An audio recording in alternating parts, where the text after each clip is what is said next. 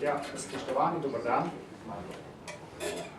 Vse prav lepo pozdravljam na predstavitvi knjige zgodovinarja dr. Milka Mikole, Kazenske ustanove in zaporniki v Sloveniji 1945-1951.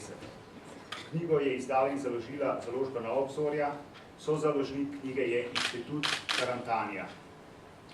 Na tem mestu najprej prav lepo pozdravljam nekdanjega predsednika Ustavnega sodišča in nekdanjega ministra dr. Lovra Šturma, publicista Ive A. Staniča in avtorja te knjige zgodovinarja dr. Milka Mikola. Lepo pozdravljam.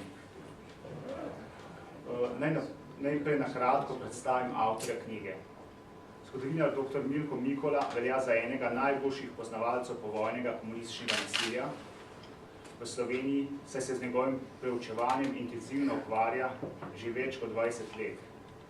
Poleg knjige, ki je pred nami, je o povojnem komunističnem nasilju v Sloveniji napisal še 6 drugih knjig in s tem opravil pionirsko delo na področju preučevanja te tematike. Njegovo najpomembnejše in hkrati življenjsko delo predstavlja knjiga Rdeče nasilje, ki je šla leta 2013 in podaja prvi celovit pregled povojne represije v Sloveniji.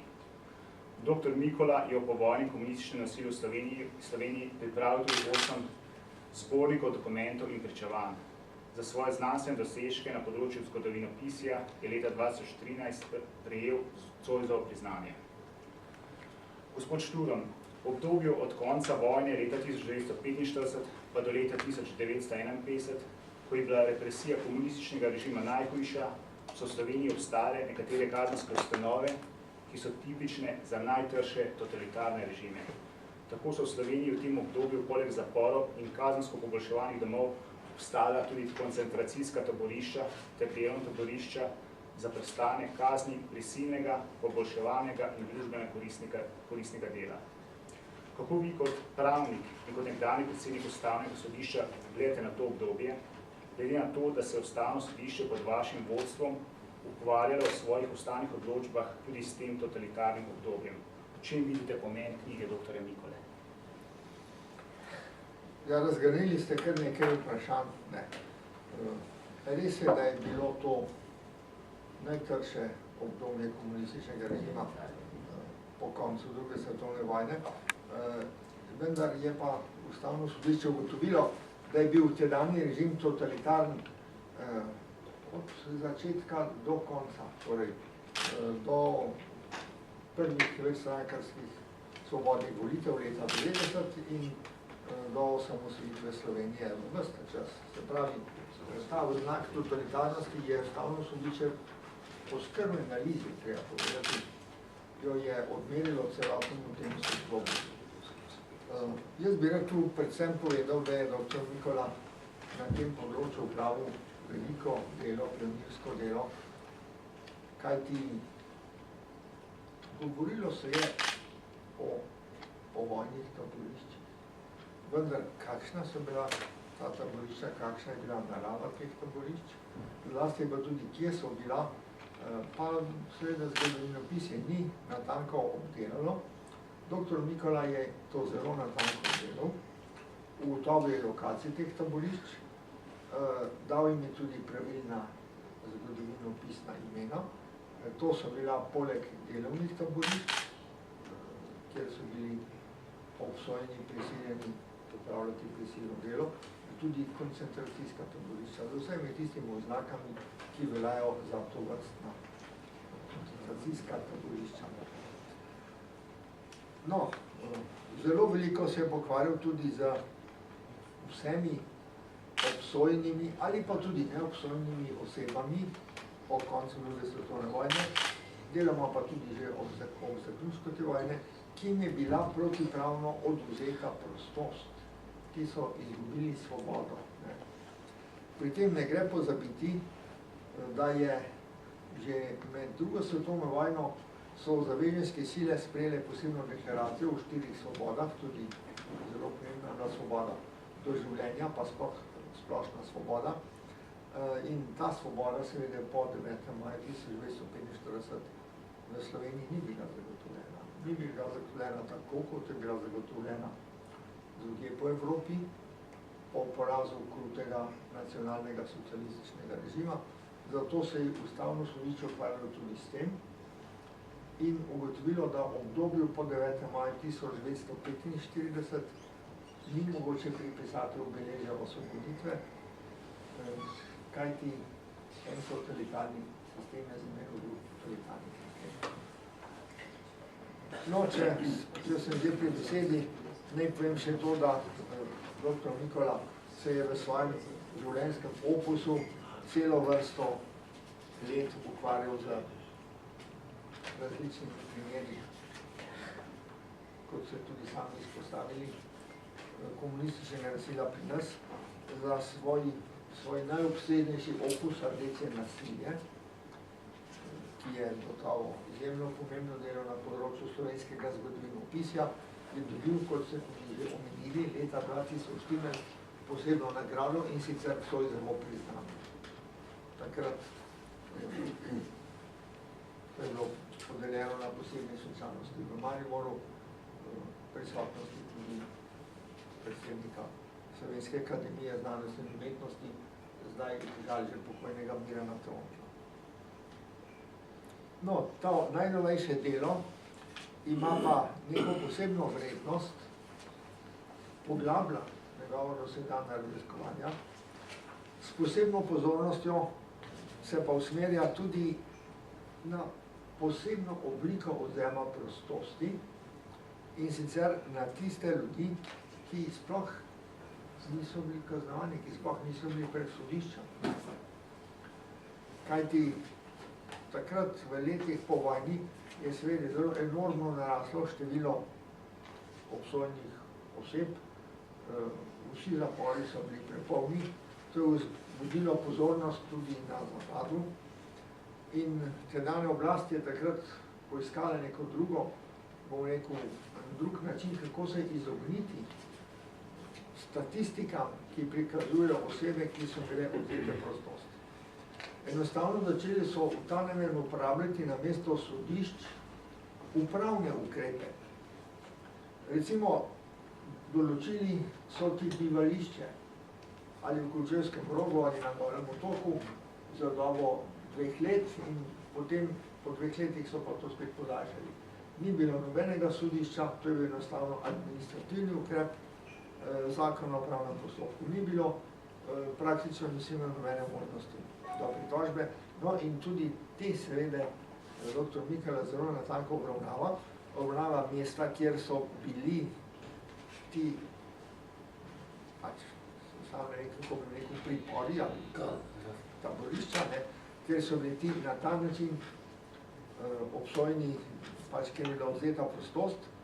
Zanimivo je, še nekaj mimo česa ni mogoče iti, izjemno visoko število ženskih obsojenih, oziroma oseb, ki jim je bila vzeta prostost. Zlasti ženskam je bila vzeta prostost največkrat z upravnimi ukrepi, z administrativnimi ukrepi. In so jih enostavno odtrgali iz domačega mesta in poslali v neko taborišče.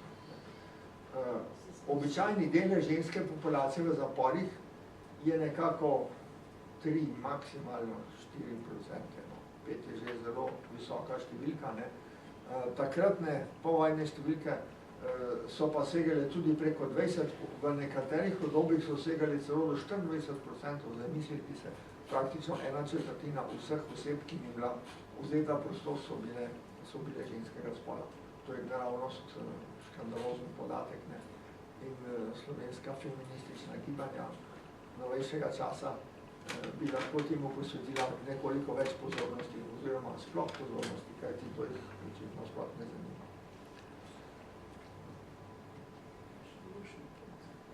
Najlepša hvala. Gospod Stanič, o povojnih kazenskih ustanovah in njihovih zapornikih v Sloveniji je bilo v preteklosti zelo malo napisanega in objavljenega. Kot pravi dr. Mikola v uvodu knjige, ki jo predstavljamo, ste ledino na tem področju urali vi svojo knjigo, ki nosi naslov Čigavem imenu.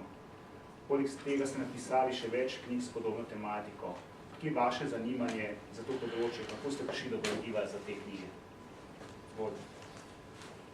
Ja, pozdravljam vse prisotne.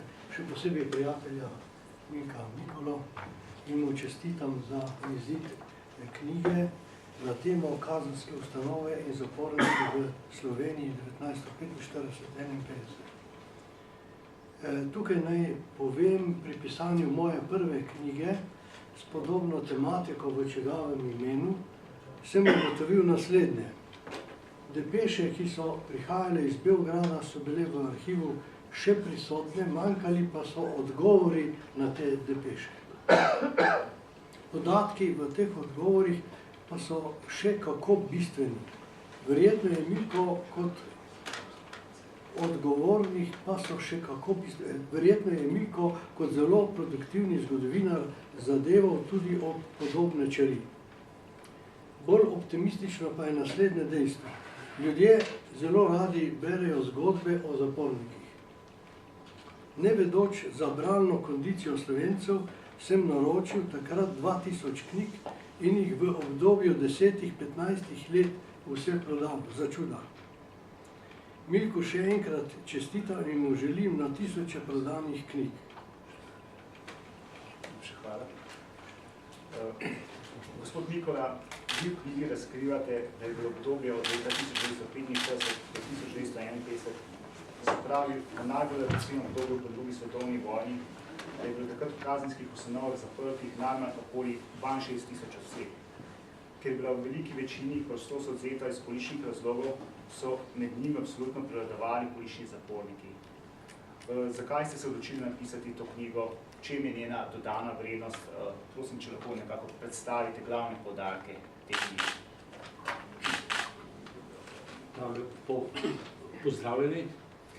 Zahvaljujem se vam, ker ste se odločili, da prisostvujete predstavitvi te knjige, ki je verjetno moja zadnja knjiga.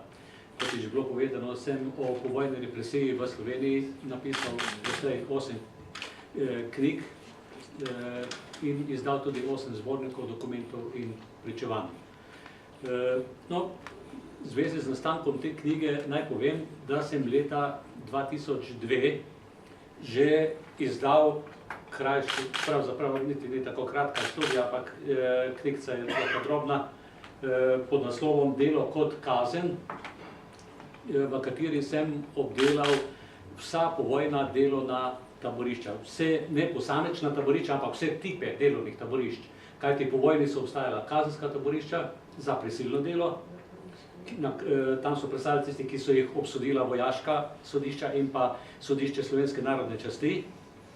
Potem so obstajala od 1949 leta dalje, so pa obstajala je nastal nov tip delovnih taborišč, to so bile tako imenovane delovne skupine za poboljševalno in za družbeno koristno delo. Ostalih kazenskih ustanov sem se samo dotaknil, jih navedel, nisem jih pa obravnaval, prav tako tudi nisem obravnaval zapornikov v ostalih kazenskih ustanovah. No in to, ko sem prišel malo do Sape, sem se odločil, da to pomanjkljivost odpravim oziroma da bom se te tematike še enkrat lotil in sem v tej knjigi, ki je pred vami, torej sem zdaj obdelal ne samo delovna taborišča, ampak tudi vse ostale kazenske ustanove, ki so obstajale v obdobju od leta 1945 pa do 1951. 1951 je namreč že z ustavnim zakonom k novemu kazenskemu, popolnemu kazenskemu zakoniku, uvodnemu zakonu, so bile nekatere kazni brisane. Torej ni se smela več izrekati kazen poboljševalnega dela, hkrati je istega leta tudi bil ukinjen ukrep napotitve na družbeno koristno delo in nov kazenski zakonik je tudi odpravil 1951 leta kazen prisilnega dela, odvzem prostosti s prisilnim delom. Tako da je ravno sprejetje tega novega kazenskega zakonika februarja 1951 je pomenil prelom dejanski z stalinizmom v Jugoslaviji, ne samo v Sloveniji. Ko pravijo, da smo prelomili s stalinizmom leta 1948, to sploh ni res. Represija se je v Sloveniji po letu 1948 znova okrepila in je dosegla svoj vrhunec v letih 49, 50, kar se je poznalo tudi na ogromnem številu ljudi, ki so jih poslali v ta delovna taborišča za poboljševalno in za družbeno koristno delo. Ne.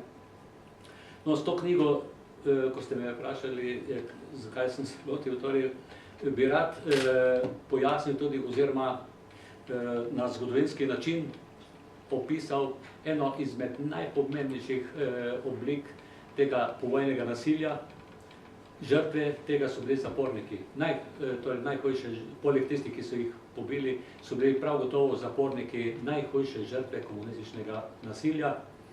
Kajti mi se ne smemo predstavljati, čeprav je obstajal hišni red za vsako kazensko ustanovo, pa dnevni red, to je bilo vse predpisano, ampak ti predpisi so bili izredno kruti. Koliko pa so te predpise sploh upoštevali oziroma je bilo prepuščeno upravi vsake kazenske ustanove in je prihajalo do strašnih stvari. Torej, zaporniki so bili popolnoma brezpravni. Naj povem samo, da en izmed namenov teh kazenskih ustanov in odvzema prostosti bi naj bil prevzgoja obsojencev. Ampak, da je, to boste našli v knjigi, da so v navodilih navedli, da se ukvarjati s prevzgojo se splača samo pri tistih zapornikih, ki niso pokazali sovražnega odnosa do socialistične družbene ureditve, da vsi ostali so pa svojat, ki se je ne splača prevzgajati. In s temi so ravnali v zaporih strahotno okrutno. Navzadnje je to še doživel dr. Jože Pučnik, ko so ga zboksali, pretepali, bil deležen samice na betonu in moral biti pa to. To so opisi, tudi nekaj opisov je, kaj so doživljali, zlasti, če so skušali pobegniti in so jih na begu ujeli. S temi so ravnali brez milosti, tako da so potem nekateri en primer je to not opisan, ko ga je sam nadzor, ki ga je država izvajala nad kazenskimi ustanovami, ta, ki je izvajal ta nadzor, je opisal ta primer, ko so bili v temnici protizakonito. Jih je uprava zadrževala v temnici ob najmanjšem obroku hrane. Tako da so vsi zboleli in pa mislim, da je ena ali celo več jih je pa podleglo. Tu imate tudi nad statistike nekaj o teh, da so v mnogi zaporov niso nikoli prišli, čeprav niso bili obsojeni na 20 let zapora, ampak so v zaporih umrli, ne samo zaradi tega, ker so večina zaradi oslabelosti, tuberkuloze, maltretiranja, pretepanja, slabe hrane, nekatere so v zaporih tudi ubili. In to v knjigi sta izpostavljena dva primera dveh žensk. Obe sta z območja Celja, ena je Jožica Gorenjak iz Žalca, bila je obsojena pred okrožnim sodiščem v Celju, mislim, da leta 1949 ali 47, se pa točno ne spomnim, češ da je skrivala orožje, pa ne bi zdaj v tem sodnem procesu, skratka je bila obsojena na odvzem prostosti s prisilnim delom, ki ga je prestajala v kazensko-poboljševalnem domu v Reichenburgu, današnji Brestanici. In par dni preden bi morala biti izpuščena, je še pisala svoji mami domov, da je zdrava in da se kmalu vidita.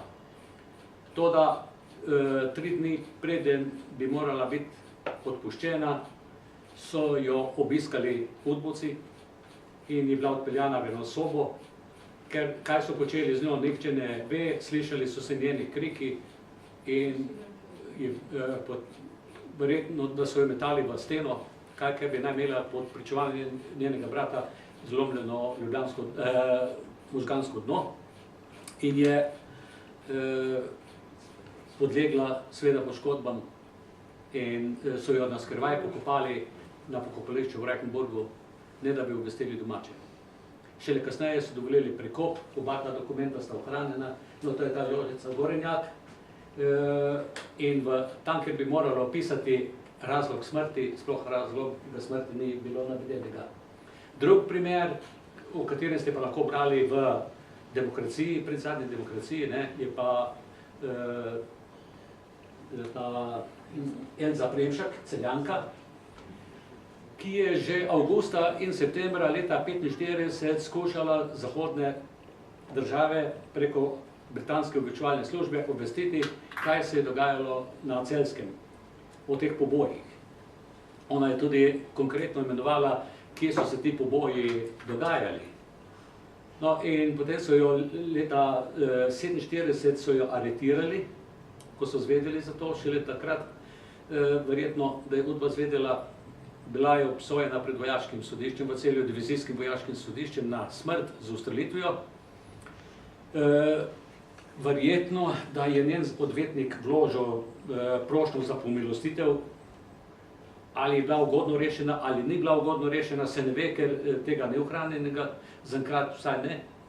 Verjetno, če je to v Beogradu.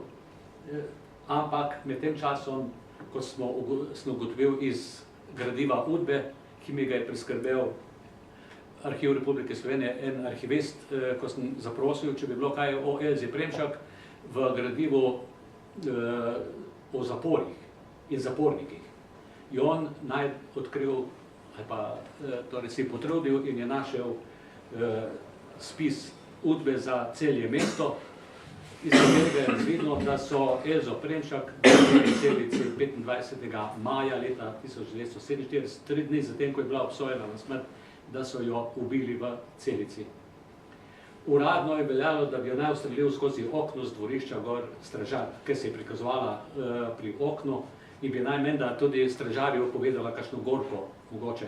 Ampak ustrelil bi jo naj z brzostrelko, če bi dobila, rana je bila pa samo ena nad očesom, levim gor, in je zapisnik, ki je ohranjen o ogledu njenega trupla v njeni Celici, v Starem Piskru v Celju. Če bi jo bil z brzostrelko, bi bilo odneslo pol glave, če bi bil zadev v glavo. Torej, ona je bila verjetno ubita v Celici od blizu. Skratka, kot je že dr. Šturm povedal, žrtve tega nasilja, to v tem primeru mislim na zapornike, niso bili samo moški, so vsekakor absolutno prevladovali. Približno 70 do 75% je bilo moških, ostalo so bile pa ženske. Tudi dekleta. Kajti sistem je poznal tudi mladoletne zapornike politične. Ne govorim jaz o kriminalcih, tistih pravim smislu, če je nekdo storil kaznivo dejanje, da je nekomu nekaj ukradil, nekoga celo poškodoval ali pa celo ubil, ampak je poznal tudi politične zapornike, mladoletnike. In to teh zapornikov je bilo samo, ko so ustanovili zanje poseben oddelek v Radečah, v okviru vzgojno-poboljševalnega doma, jih je bilo preko 100 mladoletnih zapornikov političnih. Ja, zdaj, da bi knjigo predstavil okvirno, bom poskušal povedati na kratko, da ne bi bil predolg, pa da bi potem mogoče v debati še kaj povedal. Torej, v knjigi obravnavam najprej predpise, ki to je nujno poznati, na podlagi katerih so sodišča izrekala te prostostne kazni, odvzem prostosti. Seveda, te so bile večinoma povezane vedno z kaznijo prisilnega dela. Kasneje se je tej kazni pridružila še kazen poboljševalnega dela. Prisilno delo so prestajali v kazenskih taboriščih, bila so 4. Najstarejše je bilo kazensko taborišče Kočevje, ki ga je opisal tukaj prisotni gospod Ive Stanič v svojem delu v objemu osvoboditeljev. To bi rad še povedal, ko je ravno govora o njem, da je on kot nezgodovinar načel to tematiko, kljub poplavi zgodovinarjev. V Sloveniji mislim, da jih je več kot 1000 zgodovinarjev, ki si imajo za zgodovinarje.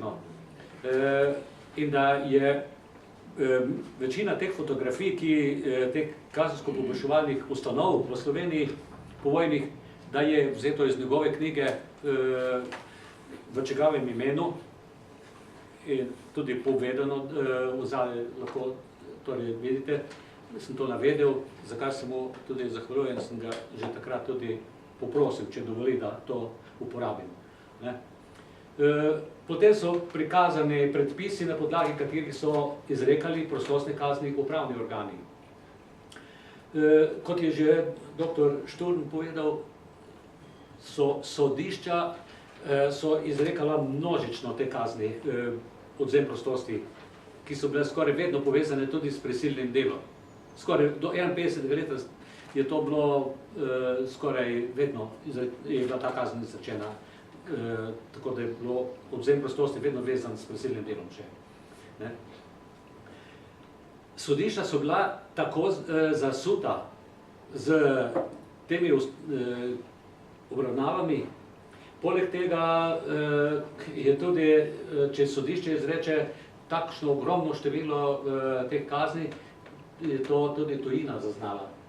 In da, ker pa je po letu 1948, po sporu z Informbirojem, ko so hoteli jugoslovanski komunisti dokazati, da so pravi stalinisti in da se borijo proti razrednemu sovražniku, ker jim je resolucija z 28. junija 1948 o razmerah v Jugoslaviji, ki je Informbiro sprejel na svojem zasedanju v Bukarešti, očitala namreč, da se v Jugoslaviji krepijo kapitalistični elementi in da jugoslovanska partija se ne bori proti njim. In da bi to dokazali, so takrat še nasilje zaostrili. Torej, ni leta 1948 prišlo do razkola v tistem smislu, oziroma do preloma, da bi mi končali z stalinizmom. Nasprotno, 1948. leta se je v Jugoslaviji stalinizem okrepil znova. In je dosegel nov višek v letih 1948, 1949, 50. No, katere kazni so upravni organi so izrekali administrativne upravne kazni, to je bil odvzem prostosti, posebna kazen poboljševalno delo, in temu se je pa 1949. leta pridružila še pa poseben upravni ukrep, prisilni upravni ukrep družbeno koristnega dela. Tja so pošiljali tiste, za katere so smatrali, da jim kazen poboljševalnega dela ni zalegla, oziroma da ne bo dovolj nanje učinkovala v prevzgojnem pomenu. In to pa je pomenilo, za ta kazen se je izrekalo do 2 let, za 24 mesecev kazen, torej ta ukrep kazensko-poboljševalnega družbeno koristnega dela. Tako da je bila to zelo, zelo huda kazen. No, prej sem našteval ta taborišča, potem sem pa preskočil kazensko taborišče Kočevje za prisilno delo, pa Teharje se iz koncentracijskega taborišča spremenilo v kazensko taborišče avgusta 1945, potem Bresternica pri Mariboru in pa Studenci pri Mariboru. To so bila 4 kazenska taborišča, ki so se leta 1946 preimenovala v zavode za prisilno delo. Tu noter imate potem tudi obmenjene vsa taborišča za poboljševalno in družbeno koristno delo, od zadaj imate preklepce teh taborišč. Najpomembnejše so vsekakor Strnišče pri Ptuju, tam, ko so bile velika delovišča. Strnišče pri Ptuju, kjer so gradili tovarno aluminija in glinice in aluminija v Kidričevem, prej se je imenovalo to Strnišče pri Ptuju. Po Kidričevi smrti aprila 1953 pa je kraj dobil ime Kidričevo in ga je še ima danes. Potem je bilo tako taborišče veliko v Ljubljani, Litostroj, Titovi zavodi, pa Medvode, pa Moste, Žeravnica in tako dalje, da ne bi našteval. Naj povem, da pa so leta 1948. Ponovno, čeprav takrat več teh kazenskih taborišč ni bilo, ker so zapornike dali v kazensko-poboljševalne zavode oziroma kazensko-poboljševalne domove, da so pa leta 1948 znova iz kazensko-poboljševalnega doma v Ljubljani so ustanovili eno veliko skupino, ki je bila zaprta v Medvodah in je bilo zanje ustanovljeno v Medvodah novo kazensko taborišče za izgradnjo tamkajšnje hidroelektrarne. In da je to obstajalo še v 50 letih, dokler ni bil objekt zgrajen, oziroma dokler jim ni potekla kazen. No, to že tudi poznate, da so poleg najhujše ustanove, ki jih je Slovenija poznala po vojni, so bila pa seveda koncentracijska taborišča. To je znano, da slovenski zgodovinarji in pravniki so govorili kar o taboriščih. So govorili Teharsko taborišče, Šentveško taborišče, pa tako, ne. Čeprav je v dokumentih OZNE in pa v partijskih dokumentih povsem egzaktno, natančno napisano, ustanovili smo koncentracijsko taborišče na Teharju.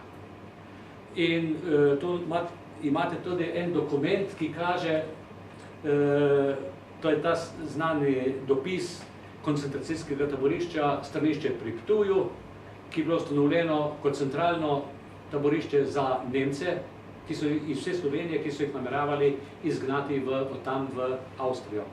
In tam v glavi dopisa točno piše koncentracijsko taborišče Strnišče pri Ptuju. In tudi v partijskih dokumentih se pojavlja, po dokumentih OZNE se ti nazivi uporabljajo. Samo slovenski zgodovinarji jih niso hoteli in jih še nekateri danes, pa ne ravno, če da bi rekel, da so pripadniki naklonjeni levici, oziroma da gre to za režimske, tudi celo nekateri zgodovinarji naše provenience, če tako rečem, torej pomladne, še vedno uporabljajo samo ime taborišče, kar je popolnoma zgrešeno, ne?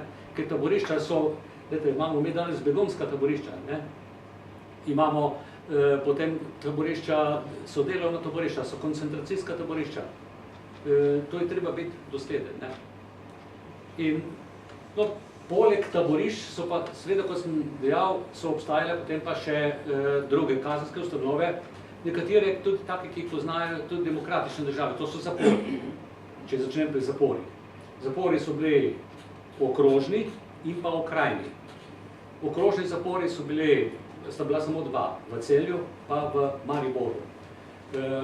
Drugače je imel pa vsak okraj svoj zapor.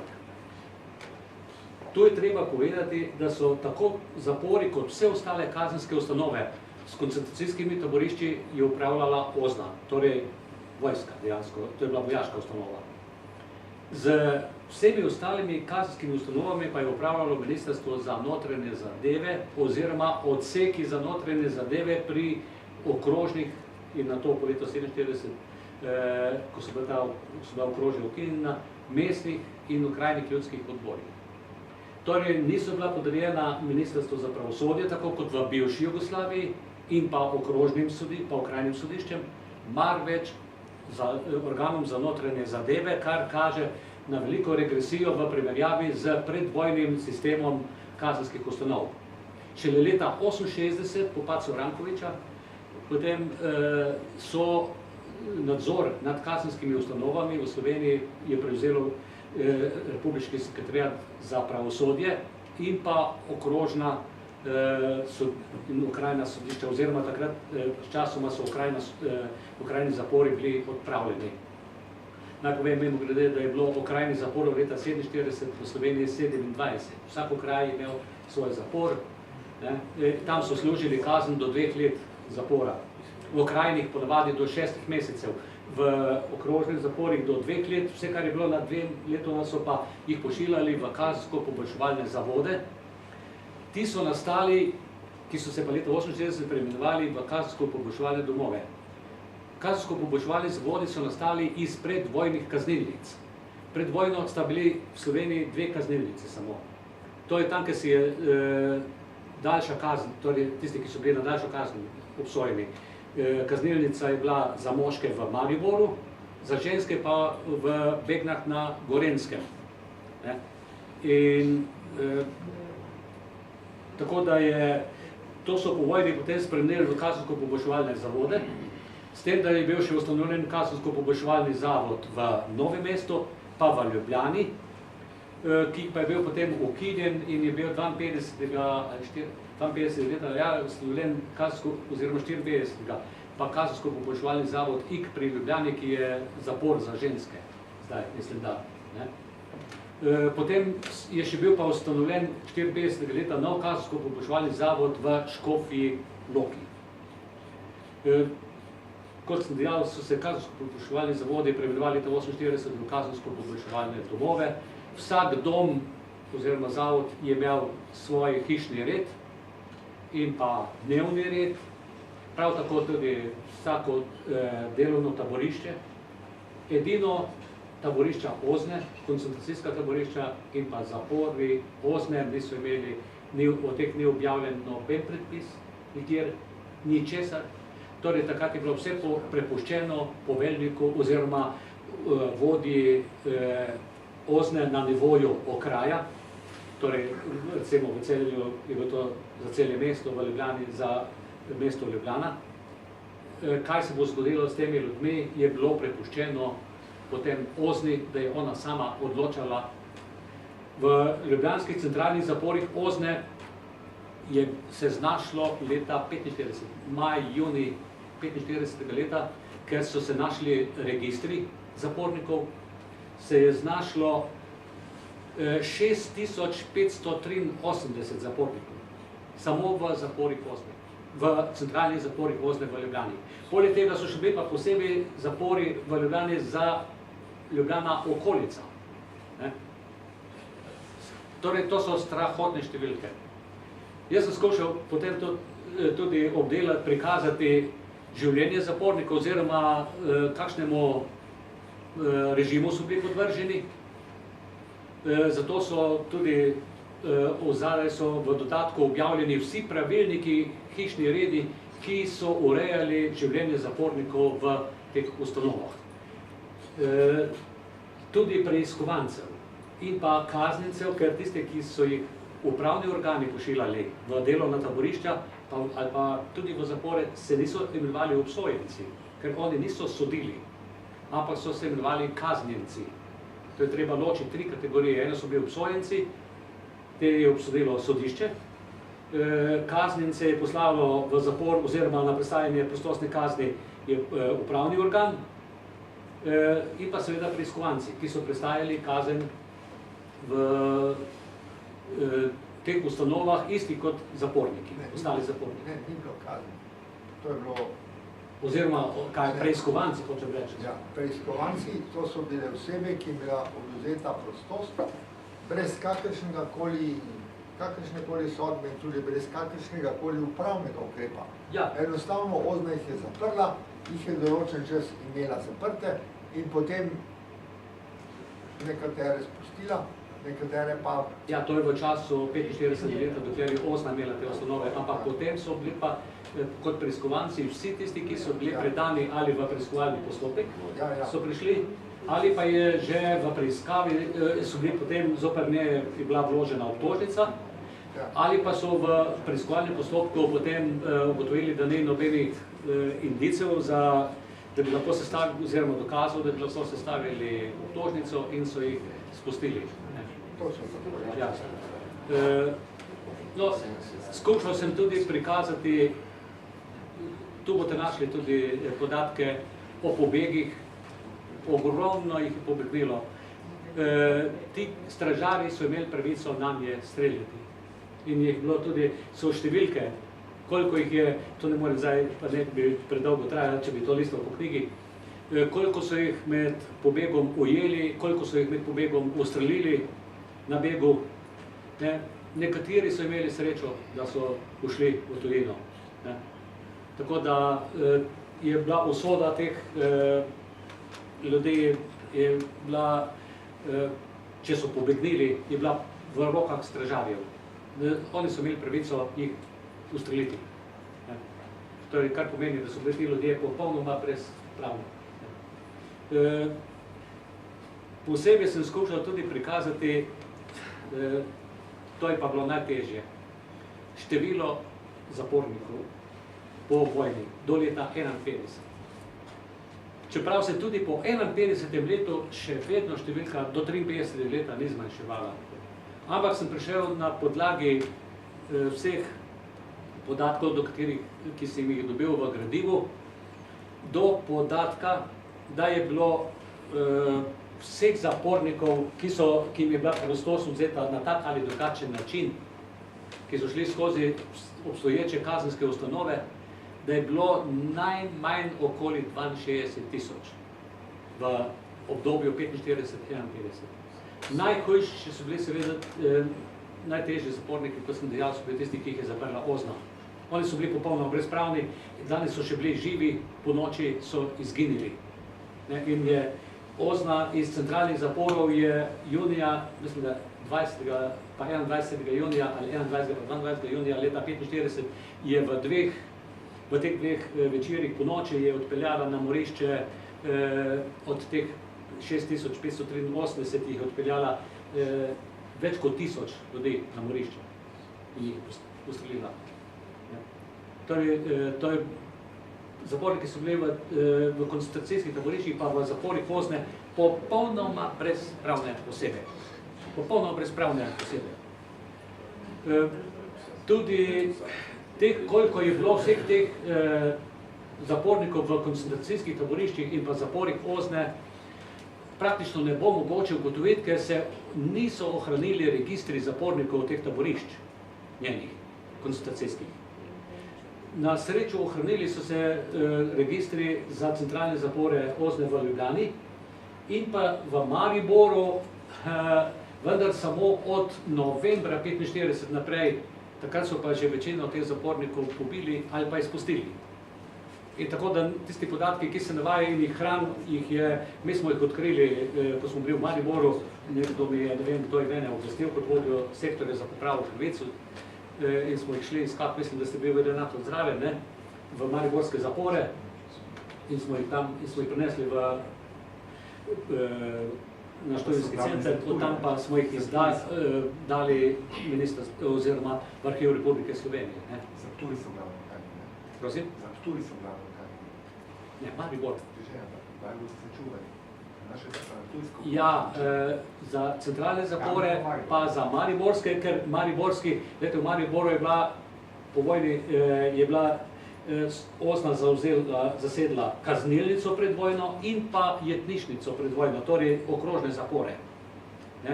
Tako da se domneva, da je bilo po Mariboru tudi v teh zaporih najmanj 5000 ljudi zaprtih. Ampak ta prva zaporniška knjiga oziroma registra se ni ohranil. Žal. Je pa za Ptuj, okrajni zapor oziroma za zapor OZNE v Ptuju, to je bivši okrajni zapor v Ptuju, ta se je pa ohranil, ja.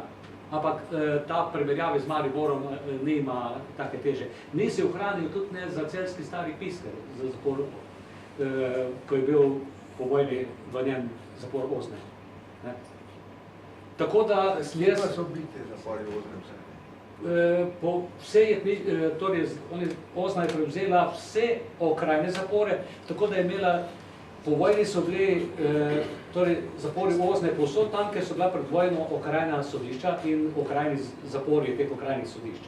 Tudi recimo v tako malem kraju, kot je bil Vransko, kot je bilo Kozje, da ne bi našteval, vse bivše okrožne zapore in pa kaznilnice pred vojne. Vse to je OZNA zasedla, ker pa je bilo premalo prostora, je pa ustanovila koncentracijska taborišča, v katere je pa spravila lahko na 1000 ljudi. Seveda, poleg tistih, ki so bili tam v preiskavi, so imeli status pripornikov, bi naj imeli, vendar nobenih, brez vsakih pravic, ki jih pripadajo vsakemu priporniku, je poseben status imelo taborišče, koncentracijsko taborišče Strnišče pri Ptuju in deloma tudi Hrastovec pri Svetem Lenartu na Dravskem polju, ker so bili pa tam zaprti Nemci, ki so jih iz cele Slovenije tja prignali, da so jih od tam potem z vlakom so jih pripeljali do avstrijske meje, jugoslavijsko-avstrijske meje bivše, in so jih pognali čez mejo, tudi potem, ko jih zavezniki niso hoteli več sprejemati. Ampak oni so bili, dokler so bili v taborišču, so oni bili taboriščniki oziroma so bili zaporniki. Samo v Strnišču pri Ptuju se domneva, da je bilo od 8 do 10 tisoč teh ljudi. Med njimi tudi Slovenci, tako imenovani Nemčuri in podobno. Najmanj 2000 do 3000 je bilo tudi v Hrastovcu jih zaprtih. Potem so bili v Brezstrnici pri Mariboru, v Studencih pri Mariboru. Tako da smo ocenili, da je OZNA imela v svojih koncentracijskih taboriščih in delovnih taboriščih in v svojih zaporih. Torej, to je najnižja številka, ki verjetno kar veliko presega najmanj 20 tisoč ljudi imela osna zaprtih. V kazensko-poboljševalnih domovih in pa v zaporih jih je bilo najmanj zaprtih, najmanj 25 tisoč, to je tudi najnižja številka. V delovnih taboriščih, torej kazenskih taboriščih za prisilno delo in pa zavodi za prisilno delo je tu pa je znana številka 6500 pa še nekaj, 16 mislim, da je bilo. Tu je treba še prišteti tiste, ki so jih izgnali z doma. Upravni ukrepi, torej upravni organi so imeli pravico izreči ukrep, prisilni upravni ukrep določitve kraja bivanja oziroma izgona iz kraja bivanja. Tudi to so bili zaporniki, ker so nekaterim določili bivanje in so jih tudi nadzorovali, so bili pod nadzorom UDBE. Tako da je sem prišel do ene številke, ki naj služi samo za orientacijo. Najnižja številka je vsekakor okrog 62 tisoč, sam bi pa upal trditi, da je bilo jih čez 70 tisoč takih, ki so po vojni šli skozi kazenske ustanove v Sloveniji. Samo leta, da zaključim, samo leta 1948 je bilo v Sloveniji v kazensko-poboljševalnih domovih in pa v zaporih več kot 10 tisoč, mislim, da 12 tisoč zapornikov. Tako da tu niso upoštevana pa delovna taborišča še zraven. Samo kazensko-poboljševalnih domovi in zapori. Tako da je to danes težko razumljivo, če upoštevamo, da je danes v Sloveniji povprečju število zaprtih, vseh zaprtih ne presega 1400. Če presega 1400, smatrajo to za veliko povečanje in že govorijo o prenatrpanosti zaporov. Gospod Mikola, najlepša hvala. Zdaj še kakšno novinarsko vprašanje?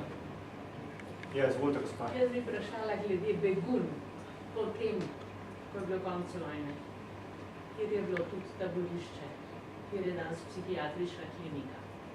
Če je to kaj raziskano, pomišljeno. Ja, begunje so raziskane za obdobje bivše Jugoslavije. Obstaja knjiga, za po vojni pa mislim, da ni nič doslej še napisanega, kaj je tehtnega, vsaj nisem dobil, ko sem pregledoval, če bi bilo kaj o tem. Res, da niso ohranjeni tudi registri zapornikov oziroma zapornic niso ohranjeni. Tako da to lahko nadomesti samo ustno pričevanje. Glede števila, koliko jih bilo pa to, pa verjetno ne bo mogoče nikoli, ker to je bilo taborišče Ozne. Prej je imel Gestapo begunje, pred vojno, že od Avstro-Ogrske, je bila ženska kaznilnica. Mislim, da 1875 ga skupili to graščino in je dozidali zraven za celice poslopje. In v bivši Jugoslaviji je bila kaznilnica, v kateri pa niso bile zaprte samo ženske iz Slovenije, ampak tudi od drugod iz Jugoslavije. Po vojni je pa vsa dokumentacija, tudi ni nobene znane fotografije o zapornikih. Ničesar ni. Glede, iz sovjetskih gulagov obstajajo fotografije. Iz slovenskega ni ničesar ohranjenega. Nič. Vse so dosledno, so čisto vse uničili za seboj.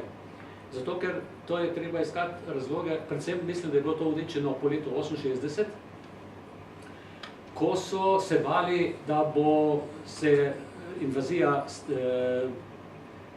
Varšavskega pakta, da bi se razširila na Jugoslavijo in da bi Rusi najdli tu dokumentacijo, torej, da bi pač Sovjetska zveza oziroma predstavniki našli tu dokumentacijo o obstoječih koncentracijskih taboriščih. Kar bi Jugoslavijo, ki si prikazovala, da gradi humanni socializem in tako naprej, socializem s človeškim obrazom, samopravni socializem, kar bi Jugoslavijo v očeh sveta seveda postavilo povsem drugačno luč in so takrat počistili vse gradivo Ozne, predvsem pa seveda gradivo koncentracijskih taborišč. In tako da o begonjah ni doslej ni bilo, mislim, da nič kaj tehnega napisanega, tako da se nisem imel na kaj opreti tudi, ne. Najlepša hvala. No, jaz bi dal samo še eno vprašanje za vse, za zaključek. V šoli smo veliko poslušali o nacističnih koncentracijskih taboriščih. Iz vaše knjige, iz vaših današnjih besed je razvidno, da so po drugi svetovni vojni v Sloveniji obstala komunistična koncentracijska taborišča. Je moč upati, da bo v prihodnje naša mladina v šoli izvedela tudi za to temačno plat slovenske zgodovine? Ja, jaz sem zgodovinar, zelo se ukvarjam z že izvršenimi dejstvi, tisto, kar se je že zgodilo. Ne? To bi bil pa napovedovalec oziroma vedeževalec glede na situacijo, lahko na kratko odgovorim, da sem velik pesimist in da se vsaj v roku 20 let to ne bo zgodilo v Sloveniji. Ker je prevelik odpor, tudi če bi to prišlo v učne načrte, pa v učbenike, bi se to samo delno izvajalo, kajti to deluje po tem sistemu inercije, da se že profesori, zdaj so vsi, niso več učitelji, so profesori, ki imajo visoko izobrazbo, zgodovine v veliki meri sami čutijo poklicane, da vse, kar bi metalo slabo luč na bivši socialistični sistem, da se temu izognejo, če bi že morali kaj o tem spregovoriti, da rajš enostavno ne in to dvomim, če bo kdaj prišlo to v učne načrte. Dokler pa tja ne pride pa v učbenike, pa ni nobene možnosti. Ne? Enkrat pa bo. Vse se enkrat zgodi, tudi komunistični sistem, za katerega sem pričakoval, mislim, niti v sanjah, nisem pričakoval, da bo razpadel Varšavski pakt, pa Sovjetska zveza, da bo razpadla. Pa to se je to zgodilo. In to enkrat se bo, ampak kdaj bi bil pa vedeževalec. Glede na politično situacijo v Sloveniji, ko postavljamo spomenike takim, kot je Ivan Maček Matija, je pa slika zelo črna. Ja, vi ste želeli nekaj dodati? Dovolite, da se oglasim, sem član civilne pobude Teharje, muzej genocida in katarze. In seveda zelo pozdravljam tole srečanje in to knjigo, ki je dokaz, da dejansko leta 1945 ni nastopila svoboda, ker se pogosto rado upozarja in tudi novinarji z lahkoto rečejo konc vojne, svoboda in tako naprej, kar ni res. To je dokaz, mislim, da in to bi morali dejansko paziti na to in popraviti zadevo. Drugo, Tehar je zdaj je pred tem, da se Huda jama prazni in prenaša to v Maribor. Dejansko po vsem tem, kar je šele zdaj prorečeno, zadnjo vprašanje, mi rabimo dejansko, država kot narod rabi nek verodostojen dokaz o tem koncentracijsko taborišče, recimo, ki je lahko vzgojno sredstvo za ustvarjanje sožitja in miru. In tega se zdaj, ki se je tudi dr. Mikola rekel, verjetno tudi trenutna oblast in tako naprej izogiba in to ignorira. Čeprav je od tega je že postavljen spomenik, ki je duhovno bogat in časen, vendar ničemer povedno, kaj se je tam dogajalo. In to bi bilo treba urediti. In zdaj se zgovarjati na denar. V Maribor bo tudi strošek. Vendar to je kukavičje delo. To ni verodostojno za državo kot tako, za oblast in tudi državljane, da se to dopusti. Tu bi se morali vsi prizadeti zbrati in doreči, kaj je smiselno, da bo to podlagi teh študij in tako naprej tudi urejeno in prikazano, kamor bojo lahko ljudje šli in se prepričali o tem, kaj se je dejansko dogajalo. Toliko sem htel upozoriti, ker to in drugače pa hvala in čestitam za dr. Mikoli in vsem, ki ste to ustvarili. Hvala. Gospod Stančič, izvolite. Vprašanje, kdaj naj bi dobili gradivo nazaj iz Beograda, po tvojem mnenju? Ja, to je, zdaj jaz mislim ravno kompetenten za dajanje odgovora, ampak mislim, da če ste v Delu prebrali pred 2 ali 3 dnevi, da so vsi arhivi glede sukcesije, da je dogovorjeno za vse gradivo, ki je nastalo v Sloveniji, torej tu gre za princip provenience, tam, kjer je gradivo nastalo, pripada tisti republiki bivši oziroma sedanji državi. Da edina težava je gradivo, ki se nahaja še v ustanovah. To je pa predvsem Vojno-historijski institut, torej Vojaški zgodovinski inštitut v Beogradu, ki pa ima gradivo vojaških ustanov in kot del tega tudi gradivo OZNE. Vojaške OZNE. Namreč vojaška OZNE je bila vojaška ustanova, ker je bila potrjena poverjeništvo za ljudsko obrambo oziroma narodno obrambo, kot so imenovali, nekateri mu je načeljeval Ranković, ampak OZNA se je delila na tisto, ki je delovala v sklopu vojaških enot, torej armat, pa na nivoju korpusov, na nivoju divizij,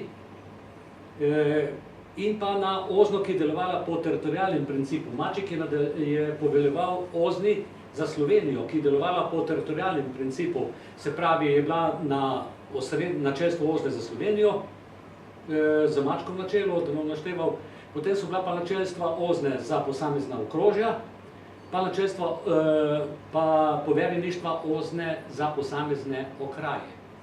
In ta OZNA je bila pa v celoti v slovenskih rokah, ta del OZNE, pogojno rečeno civilne, ki je bila organizirana po upravnih enotah, oziroma po federalnih enotah in upravnih enotah, zato tega gradiva v Beogradu ne more biti. Ampak kvečemo poročila, ki jih je Maček pošiljal o delu OZNE Rankoviću kot svojemu predstojniku, svojemu šefu. To v tistih poročilih ne boste našli seznamov, če pa bo pa zelo v redu, kje so posamezna taborišča, koliko so jih pobili, pa to, ampak statistične podatke verjetno. Pa katere težave ima OZNA, kako hitro izvršuje operacijo čiščenje, ker po vojni je OZNA bila tista, ki bi naj izvedla operacijo in jo je čiščenja, v okviru katere so potekali predvsem izvensodni poboji, deloma tudi procesi pred vojaškimi sodišči, sodišči narodne časti in to je pa možno, da je v Beogradu in da bomo dobili na vpogled.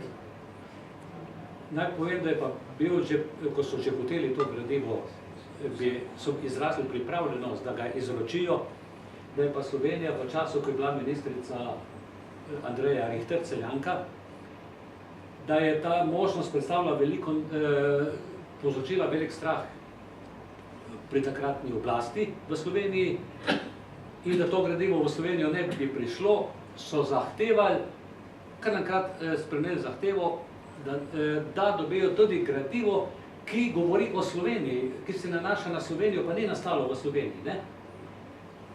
To pa ne more biti, ker gradivo fond se ne sme deliti. To poznam jaz principe arhivske stroke. In so na ta način rekli, če nočete tega, potem pa nič. In so rekli, boljše potem nič. Temu si takratni direktor Arhiva Republike Slovenije, dr. Žumar, uprl temu, ampak je Ministrstvo za kulturo reklo nič. Potem so pa te arhive zaprli v Srbiji. In zdaj znova potekajo pogajanja o izročitvi tega gradiva. Tam pa je veliko stvari, ki so nam še danes neznane in bojo bodoči zgodovinarji, mlajši zgodovinarji bojo lahko še napisali zanimive stvari. Bo se ostalo gradivo o ostalih oblikah represali po vojni razne, recimo, ne vem, tudi morda o streljanju na meji, ko so te begunce na mejah, ogromno so jih postrelili. Da bodo, ti podatki so v Beogradu, če so tudi pri sekretariatu za notranje zadeve oziroma bivše ministrstvo Ljudske republike Slovenije za notranje zadeve, ne vem, ker niso nikoli naredili popisov tega gradiva. Če si ti prišel v Arhiv Republike Slovenije, nisi dobil nič.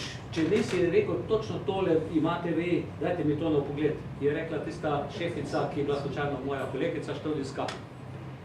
Povej, kaj bi rad, kje se to nahaja, tako pa kaj, a si za te arhivijska to snjes? Ne, torej blokada je bila popolna. Tako da je mogoče v arhivu, v tem fondu Ministrstva za notranje zadeve Ljudske republike Slovenije in kasnejšega sekretarjata od leta 1953 za notranje zadeve republiškega, da je še ogromno podatkov, za katere pa mi ne vemo. In bo treba to gradivo prečesati in to bi bila ena prvih nalog študijskega centra za nauko splava. Bi še nekaj dodali? V redu. Potem bi se zahvalil vsem za udeležbo in vam želim še naprej lep dan.